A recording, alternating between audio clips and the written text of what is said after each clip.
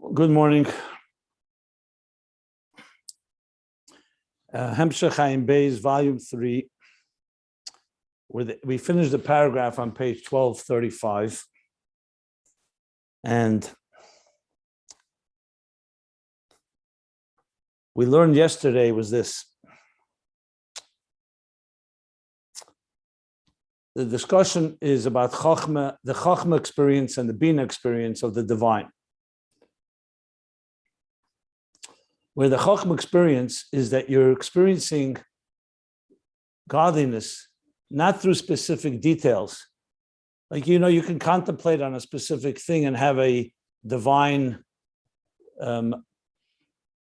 emotion of Ava or Yira connecting to that part of the picture. Then you can have a full experience where you get like the whole picture of the Elokus, at least on the conscious level of Chochma. So though on one hand, it's connected to the structure, so that's why he said, because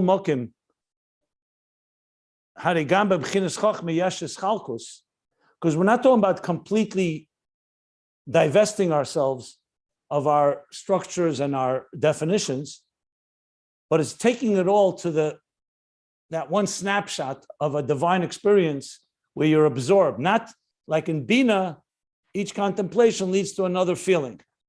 So it's like still pieces of the puzzle. And in Chochma, it's all one. So on one hand, it's Ischalkus, because there's Ischalkus, because the Mokar Amidis ultimately come from Chochma, like the seed, but it's in a seed state. In other words, when you go from the bottom up, you first experience things through details. Then the details lead you to the bigger picture.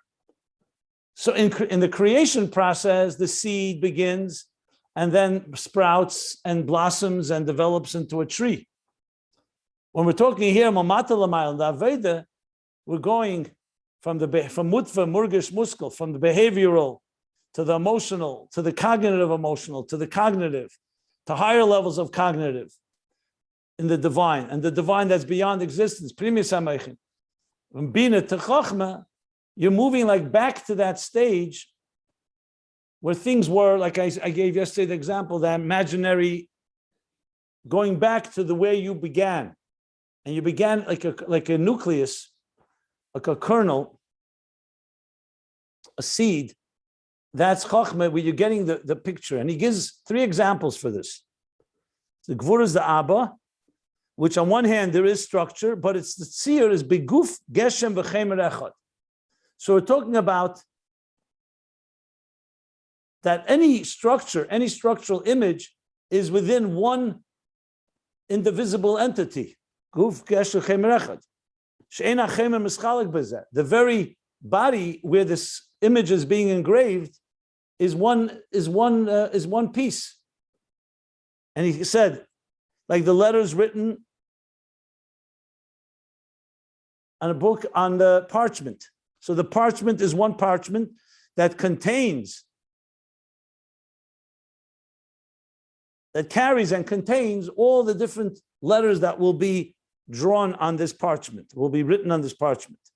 Or in the second example, Kel v'dibur, the voice, the sound, the shapeless sound, and then there's the letters that we express when we speak. So the same thing is with Chochma. He then qualified and said, with koil and dibur, you could say that even though the sound, the voice is equal, but it does channel itself through the particular letters that you express. Whereas with Chochma, he said, the midas don't have any existent structure there. And then he gave the final example of the tzir shebeponim, the look on a face. You see someone's face, you see is not the details, you see the entire face. So you don't see distinctions, you see that face. So you're like seeing the visage, the image of a person that you know, and there's much more than details there.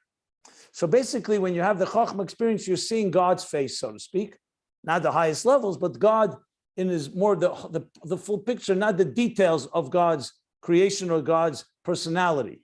It's not, no, there's not seeing chesed or gvura or tiferes. You're seeing it all in that one snapshot, that one experience.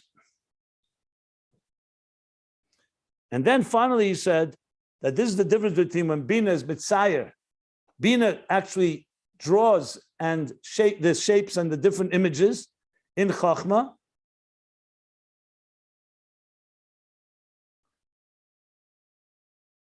So that's where you have actual specific details like letters. And then Ubeinis Chalkus, Gadlus Abba, on the other hand, She'ena Bechinis Chalkus. And he gave the final example from the one, the Miksha Achas, the one, what is it called? One piece of gold from which the menorah was made. Everything from one body. Miksha Achas, I gave a word for it yesterday. One solid block, one block of gold. Okay. He said also that based on this, Chochma is Tzalmenu, Tzelem, and Bina is Dmus, Kedmusenu. Then the final thing was to explain a statement in Kabbalah that from the Gvuras of Chochma, of Abba, become the Chesed of Bina, of Ima. Why? Because the Gvuras of Abba are still in a state that they have their distinction, but the focus is on that unity, Pshitas Adayim. And that's why it becomes the Chsadim, because Chsadim, compared to Gvura, is a flow, is a seamless or shapeless flow. So basically, the shapelessness, the shapelessness shape of Chochma becomes the shapeless of the actual defined shape of Bina. So Gevura of Chochma, of Abba, becomes the Chesed of Ima, which is also not as Chalkus, and then it comes into details that Bina creates the actual details, Gevuras of Bina. So we have the Gevura of Chochma, we have that becomes the Chesed of Bina, which in turn becomes the Gevura of Bina when it becomes defined by the actual structure. And finally, the Midas, as we said, their interconnectivity and their unity is also due to this element of Chochma. So basically, Chochma is an interface between the structure and between the seamlessness. Basically, between the structure and the unity of godliness. That's what Chochma is about. Bina is more about the structure, and Chochma is more beyond the structure, but it does not defy the structure. It's still connected to it, but you're focusing on the face, not on the details of the face. Okay. Does anybody want any clarity on this? If not, we'll continue learning in the beginning of the paragraph, the new paragraph, page 1235. How are you distinguishing the difference between Tzelem and Dmus? Like, how would you translate the difference? The pasuk in Chumash and Bereshit says that God created the human being in the Tzelem and Dmus. Well, I translate the image and the likeness of godliness. It's two expressions in the verse.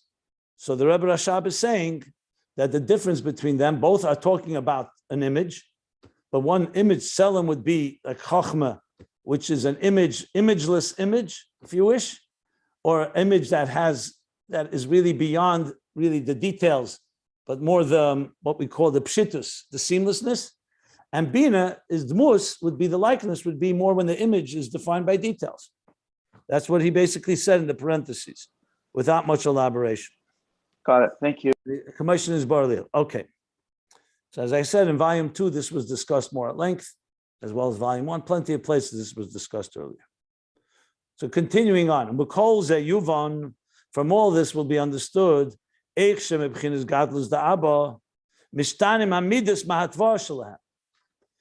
the whole discussion of Chochma Bina, Yesh and Ayin, that went back to page 1232. If you look in the beginning of on page 1230 and 1231, he said when he moved from Bina to Chochma, he said that Bina, as much as it's a level of cognitive recognition, a cognitive divine experience, which is not about us and our subjective emotions, but about the divine and even the highest levels of the divine, as God is removed completely from existence, he says still, on page 1230, he says, but with all that, the Bina still does not change the natural structure of the emotions. And Chochma does. This began the discussion on page 1230, 1231, and on. And to explain that, he said, let's first understand Chochma and Bina. And we did. We understand the difference. So now he's coming back and saying, example of all this, from a Muskal Zeyuvan, from Gadlus Abba, the Abba, which means from the maturity and these higher levels of Chochma experience, Mishtanim HaMidas, the Midas actually get changed, Ma'advar Shalahem, from their natural order, their natural structure. The Mipnei Shebachachma Einam B'chinas Mitzias. Bina, we said, they can't change because Bina itself is an existing entity. It's a yesh. You're understanding something in a very tangible, concrete way. You can hold, like he said, you can hold on to it, you can relate to it.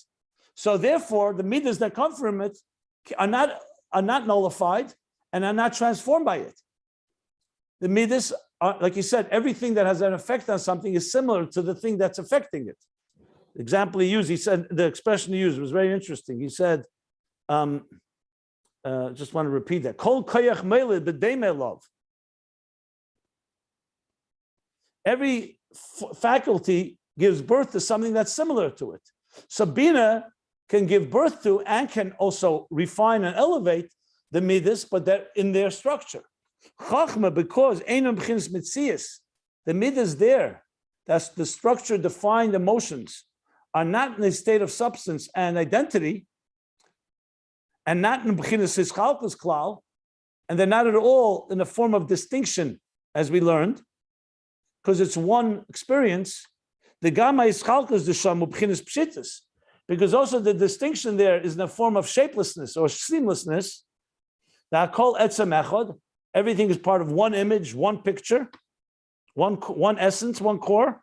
Al kain, therefore, kasher meir b'chinas Gadlus Abba, when that level of perception, that level of divine experience is radiates of Gadlus Abba, the maturity of Chochma, oz mishtanim hamidis.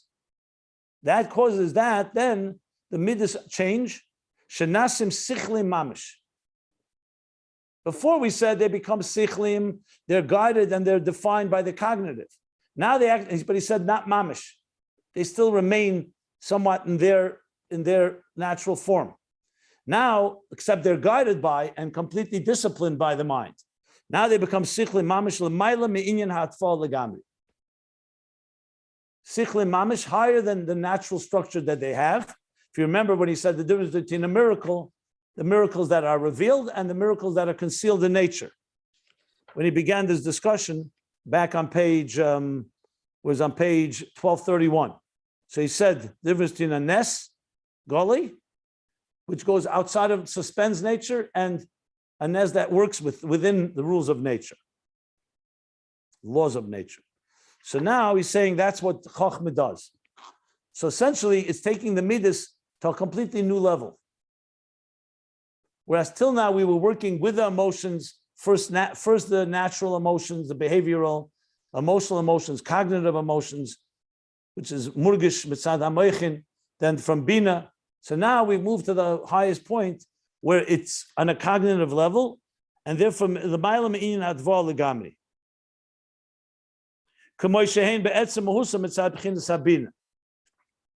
He qualifies by saying the way they are in their core personality due to Bina.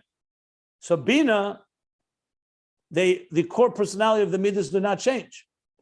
But now we're talking they're going on a higher level of Atfal. What is he adding in the parentheses? Maybe he's adding because there's also higher levels than Chochma too. Or he's just qualifying and explaining that there's the way the Midas are Batfa in their natural structure. That's a Mahusam Mitzabchinas Habina. No, we're not talking about the emotions as they are in an emotional state. Even on the Bina level, they still have a certain natural structure. And now they've reached a place that's higher than that natural order. Okay, so that was one point, that we go now to a place that's higher than their natural order. But furthermore, something else happens. Because you could say, okay, you've transcended their natural structure, because now you're so absorbed in the divine experience that the emotions are also absorbed in that, and they're no longer those emotional subjective forces that are on the lower levels, including Bina, even though Bina guides them as well. But there's something further. V'gam mishtanim matva asam. Not only have you transcended and gone higher than they are, they also changed. Their natural structure also is changed.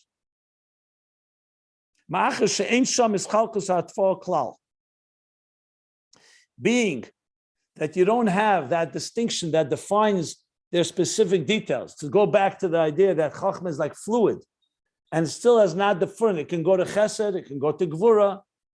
So the emotions have not yet been defined. Like the teacher of Shammai and Hillel, he said an idea, that idea can go to Chesed or go to Gvura. It's on a seed level. So when it's on a seed level, it's not been defined yet. So since it does not have that distinction of that defines its natural structure and wiring. That's why it can also defy its very nature. Like we learned before, like he's going to go now say about Avram Avinu, but we learned this also earlier. Remember two examples he gave. He gave Avram, where was it? At the bottom of page 1231, Avram he brought, and then he brought Beis Shammai and Beis Hillel when they changed their position, where Beis Shammai is lenient and Beis Hillel is strict, stringent. So he says, so not only do you rise above the emotional structure, it could also change. Ukamoi, Avram Avinu Olav Hashalom Shekovash Es Rachmov. Like Avram Avinu, like I said, at the bottom of page on 1231, that Kovash he Kovash, he conquered, or more importantly,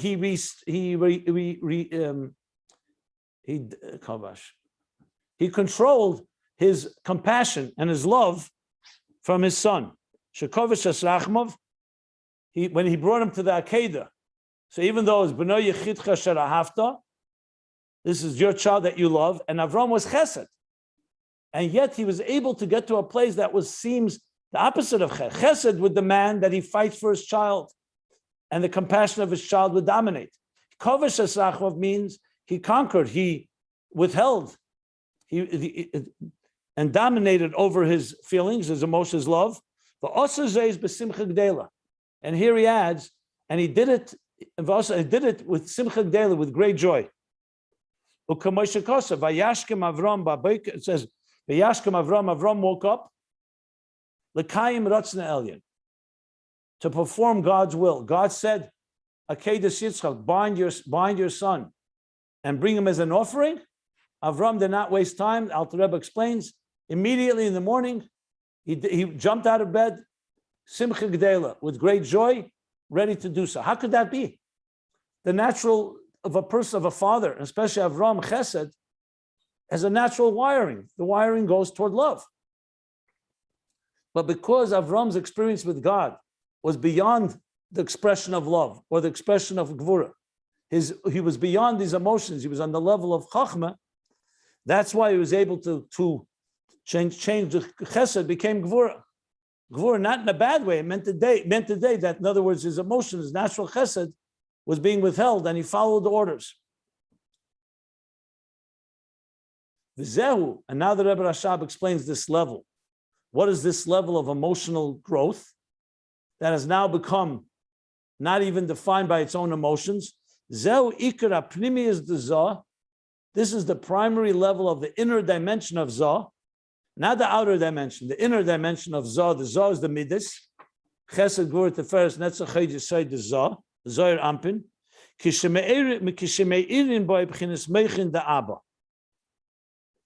is the inner dimension of the emotions when within them radiate Moichin da Abba, which elevate them, that elevates beyond the emotions and actually has the power to change them. Now, mind you, Avram did not become a Ish Gvura afterwards. It's not like he became a different person. He was able to, at that point, conquer his natural inclination and serve on a higher level. But he's still the same Avram Avinu.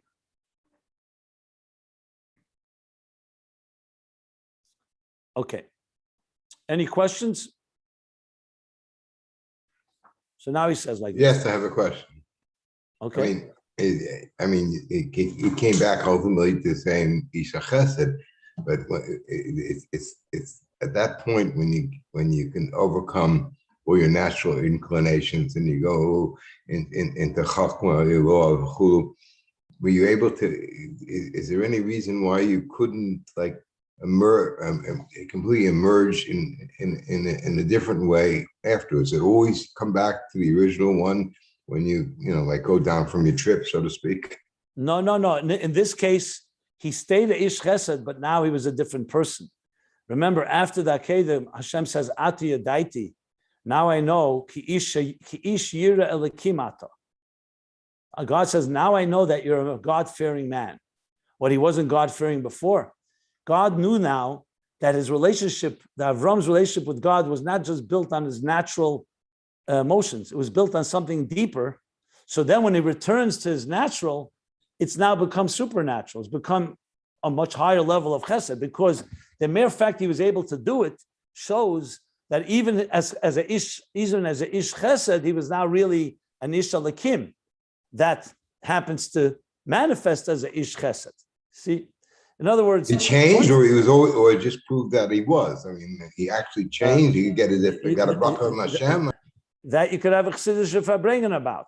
Whether he would, the fact that he was able to do it, you can say he probably had the potential before, but it wasn't seen until he actually did the Akedah. That is, by the way I always explain the Akedah. God never wanted him to offer Yitzchak. He wanted to say, is your relationship with your son purely because of biological love, or is it because it's divine? In other words, you love your son because every father loves their son. Is your relationship with me as with God simply because you're a kind person, so you're connecting with me through your kindness?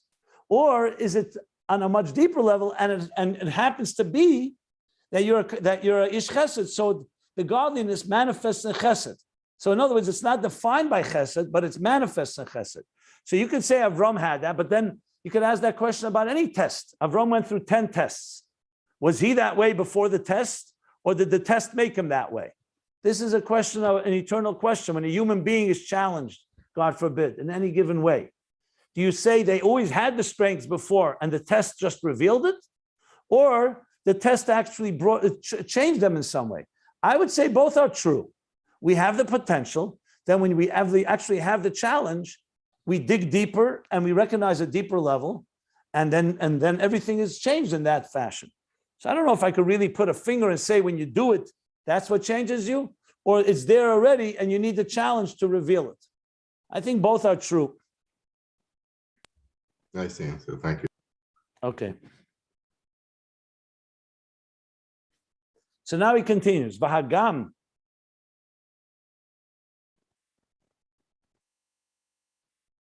I'll just say one more thing about the Akedah that I often point out.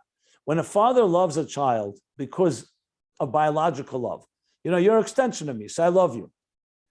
What happens, however, if the child does something that displeases the father? He goes against what the father wants.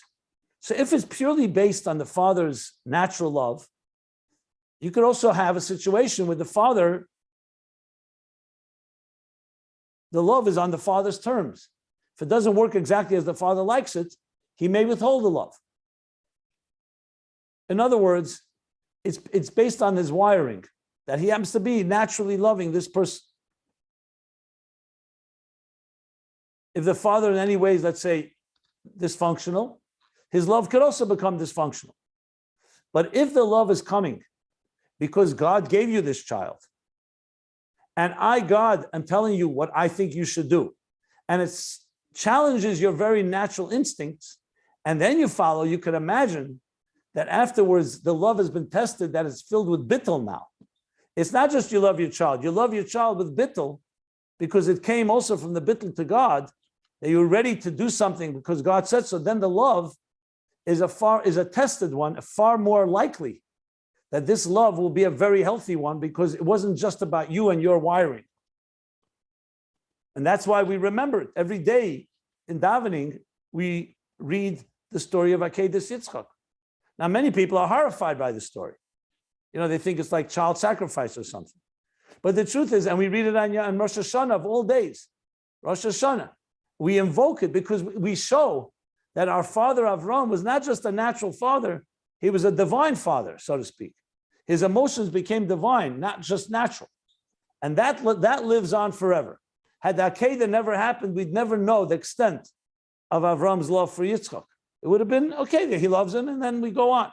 The fact that it was so challenged, and we know the end of the story, the love took on a whole new, like, superhuman power. So just to apply this somewhat into what happens when the Chochma, the Gadlus Abba, the Moichin the Abba, affects emotions. So now he's going to qualify. Okay, so Bina doesn't do that.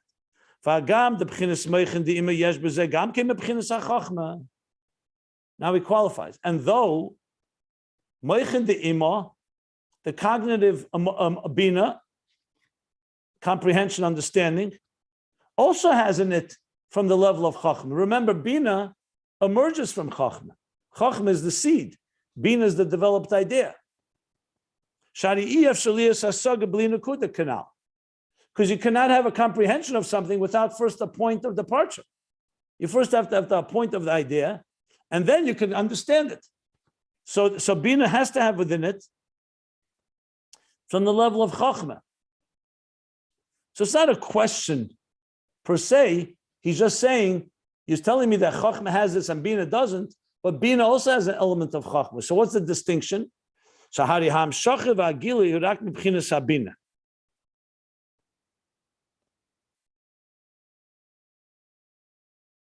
When it comes through Bina, when Chochma is being channeled through Bina, the transmission and the revelation is coming strictly from Bina. Because Chochma is behind the scenes driving it, but now Bina and its details have taken over. So when you're in the state of Bina, though yes, it originates from Chochma, the Bina has Chochma in it, as we learned earlier as well, to keep it honest. But Bina, the main dominant figure now, is comprehension. Hasoga Lavad.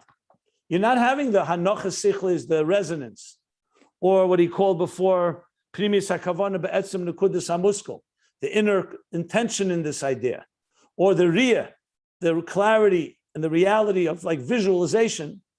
The focus now is on understanding. So it originates from Chochma.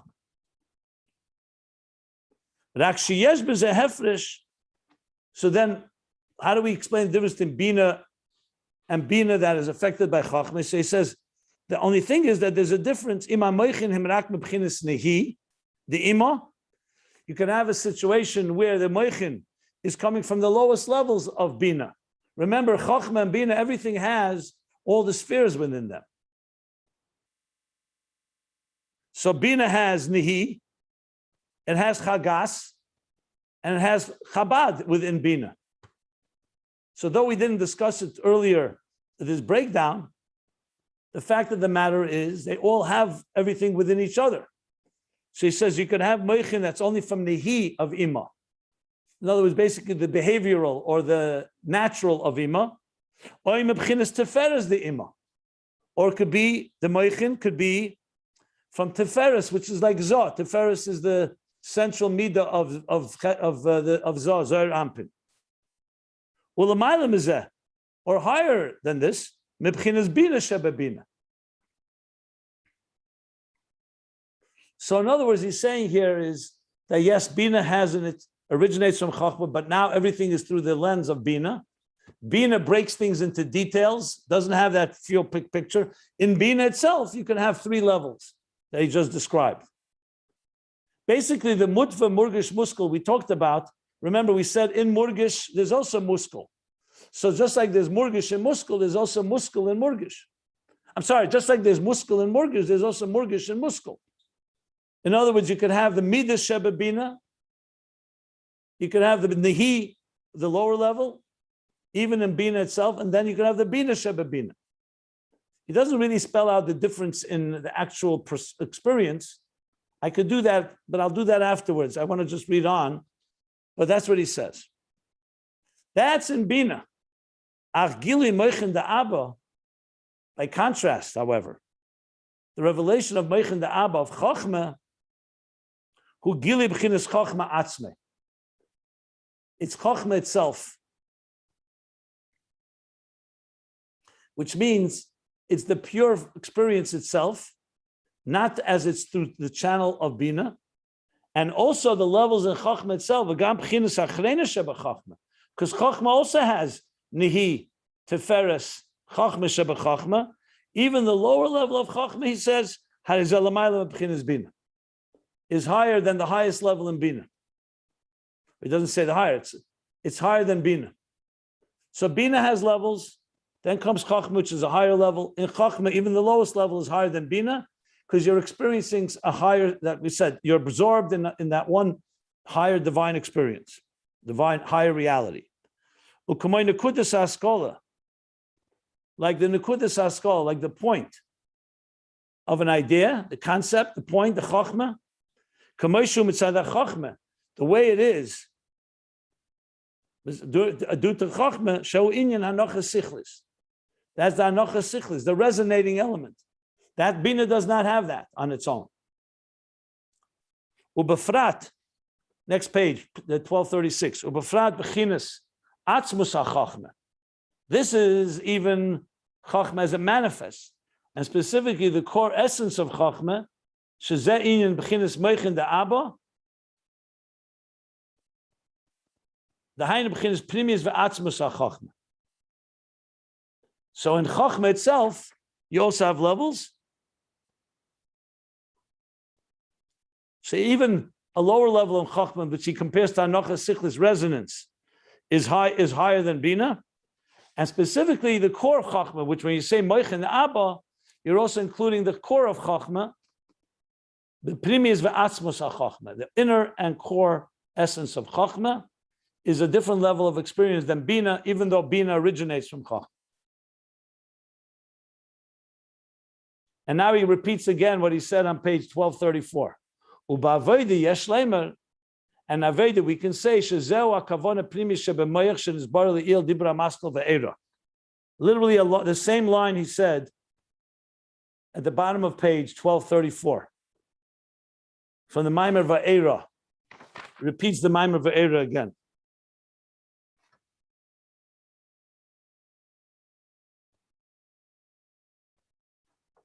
A minute.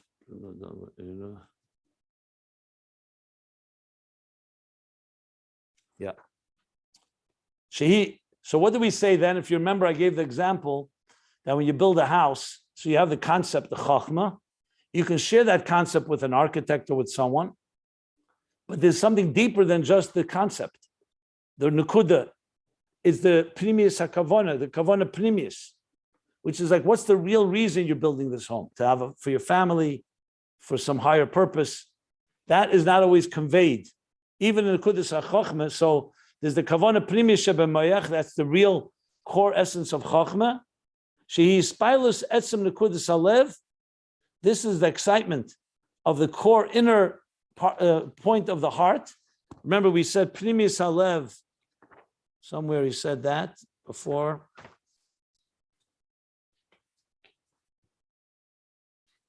I think that was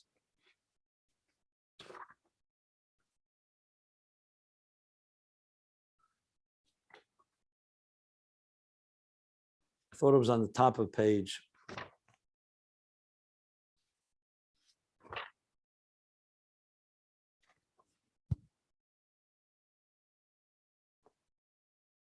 Yeah, on top of page 1230, he mentioned Primius Halev. So this is how the emotions are elevated to this state. The Guf Nekudas HaMuskal, how the emotions in their root. Espilus, let's read it again. Espilus Etzem Nekudas Halev, the excitement of the core point of the heart. The Guf Nekudas HaMuskal, in the body of the very point of the Muskal, of the idea, the concept, the Chochma. She'ena b'chinas Espilus, it's not in a state of an excitable, visible emotion. Ub'chinas murgish klal klal. So you don't see it. It's not like we said. It's completely absorbed. So there's no feeling. There's no sensation in any way. Zeu tachlis ha'gdola. This is now he's concluding this point. This is the ultimate maturity, growth. Va'pnimi is the zah, the ultimate growth and inner dimension of zah midas. When it radiates the mature mind of Chochma. Okay, so we spoke about Mutva, Murgish, Muskal. He's not talking the highest levels of Muskal. We spoke for a while about feelings as they're directed and guided by mind. We talked about how the mind of Bina, or Primis HaMeichin, and then the mind of Bina that guides these emotions. But they're still not fully transformed and they're not fully elevated to the highest level. The ultimate maturity is when they come to a point that they're totally absorbed in the higher divine experience. V'Hagdola Zui says, he b'Shabbos, this level of maturity or growth radiates is on Shabbos. Shu Meichin the Abba Kaneda. The Shabbos is the level of Meichin the Abba, as it's known. U'b'chol yemu b'Shmei Nesrei. And on a microcosmic level, every day it's in Shmei Nesrei. Like we said, Shmei Nesrei is when the person falls silent, they can't even speak. U'b'chinis Gadlus Abba. And this level of Gadlus Abba, of the maturity of Chochma, Zeu Iker B'chinas Muskal. This is the primary level of Muskal in the three-stage process. But of course, we went through many levels in each one of the stages. That a person is able to divest themselves, they're able to be absorbed in a higher reality. It lifts their emotions there. Because remember, Chochma is not completely beyond the Ischalkus. It's just the Ischalkus, as it's the level of Ischalkus that you don't recognize the distinction because it's like a seed. You're seeing the face of God, and that experience you're absorbed in. And that's the highest level. That's the primary level of Muskal. So he's finished now the discovery of Mutva Murgish Muskal that began all the way, page 1222, and maybe 1221 if you conclude the whole story. So these stages of development till we come to this highest point. Okay. Any questions?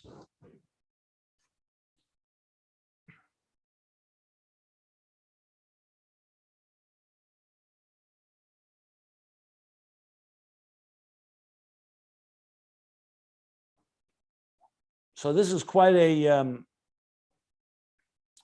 quite a perspective on the human personality, where we have our behavior, our emotions, our minds, on the levels of a human being able to climb and grow through their subjective interests and self-interest to places that are higher and that inform and elevate the emotions as well there. Because we're not talking about leaving the emotions behind.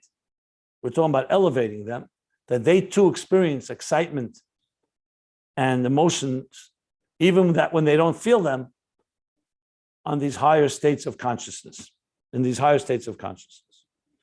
That's how I would sum it up.